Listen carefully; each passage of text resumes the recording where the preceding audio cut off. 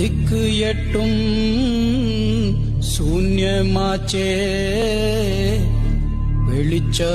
வெளிச்சமெல்லாம் இருட்டென்றாச்சே. இன்னலாய் உள்ள இந்நிலை கடந்த நன்னிலை எங்குள்ளது கோவிந்தா? வற்றி போச்சே